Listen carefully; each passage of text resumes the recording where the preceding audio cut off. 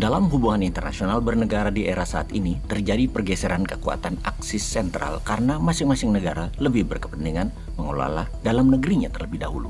Every country for their own. Semenjak COVID dan perang di Ukraina, setiap negara jadi fokus urusin negara sendiri-sendiri. Keputusan banyak negara, decoupling, memisahkan diri, meninggalkan hegemoni Barat menjadi semakin nyata. Kita semua tahu, hegemoni Barat di bawah Amerika memaksa dunia secara global bersatu di bawah dolar, ekonomi Barat, dan aturan Barat. New World Order itu adalah ikut aturannya Amerika dan sekutu Barat yang dibungkus dengan kebijakan lembaga multilateral seperti PBB, IMF, World Bank, perusahaan swasta multinasional atau VOC-nya modern milik Amerika dan Barat, dan lain sebagainya. Namun perlahan dunia bergeser. Perlahan dunia sadar bahwa ternyata yang untung hanya hegemoni Barat. Salah satunya mereka membangun aliansi kekuatan ekonomi. Ada 5 negara yang tumbuh cepat mereka bergabung dalam BRIC, yaitu negara Brazil, Rusia, India, China, South Africa, yaitu semua disingkat menjadi BRIC. Diperkuat dengan kunjungan Presiden Afrika Selatan Cyril Ramaphosa ke Saudi Arabia kemarin, yang mana dia, Ramaphosa, mendeklarasi satu hal yang sangat mengejutkan dunia.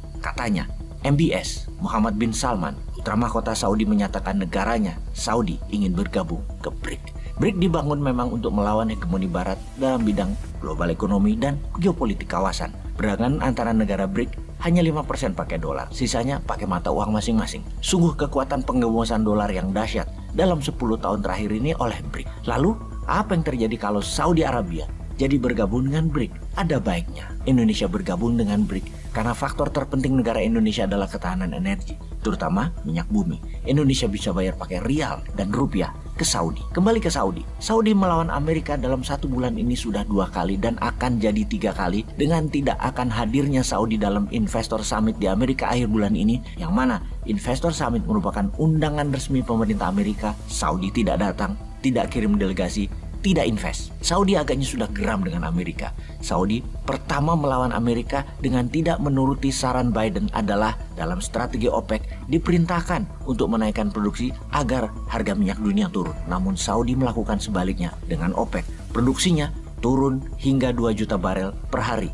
Amerika sesungguhnya ingin OPEC meningkatkan produksi adalah bentuk otoritariannya Amerika. Tapi OPEC Plus dengan berani menantang, malah turunkan produksi yang membuat harga minyak bumi naik. Kemudian MBS membuat Amerika harus bayar 0,20 dolar lebih mahal dari harga umum. Wapok kon Amerika. Kemudian yang kedua, Saudi menyatakan berminat akan gabung dengan BRIC yang akan mengadakan summit di pertemuan tingkat tinggi negara-negara BRIC di Afrika Selatan tahun depan. Saudi melamar bergabung untuk menjadi anggota ke-6. Secara prinsipil, BRIC adalah alternatif kekuatan untuk membuat negara masing-masing menjadi berdaulat, tidak dikendalikan hegemoni Barat. Itu prinsip awal berdirinya BRIC yang menjadi minat banyak negara untuk ikut bergabung. Bergabungnya Saudi adalah pukulan telak bagi Barat. Kita semua tahu bahwa sesama negara BRIC, transaksi perdagangannya masing-masing negara sudah pakai mata uang masing-masing. Jadi apa yang terjadi ketika pembelian minyak bumi Saudi juga pakai mata uang masing-masing? Dolar menurun peminatnya, dolar ambiar, dan nilainya akan turun karena berkurang yang bertransaksi, bahkan tidak jadi devisa negara lagi. Dolar yang sudah lama dipakai dalam transaksi dengan minyak, karena itu disebut petrodolar, mendapat tantangan dari Saudi kali ini. Karena strategi ingin menguatkan rial, jadi mata uang kuat dunia adalah membeli minyak pakai rial, bukan pakai dolar. Saudi dalam grand plan arah bernegaranya Saudi 2030 memang akan melakukan banyak perubahan. Pertama, menjadikan Saudi property country melayani tamu Allah sampai akhir zaman. Kemudian membangun kekuatan militer terkuat di kawasan. Hal ini baru sadar ya Saudi ini. Kenapa nggak dari dulu pakai rialnya, nggak usah pakai dolar? Ya sudah, sadar sekarang ya nggak apa-apa. Yang penting langsung bertindak, dedolarisasi. Sama seperti strategi New Mind 2045, dedolarisasi pakai emas dan rupiah untuk transaksi mineralnya Indonesia. Makanya ada baiknya Indonesia join BRIC. Jadi tenang. Kalau Opung dan teman-teman di atas sibuk jalan-jalan joget-joget di sosmed, agaknya nggak nyandak mereka begini-beginian itu.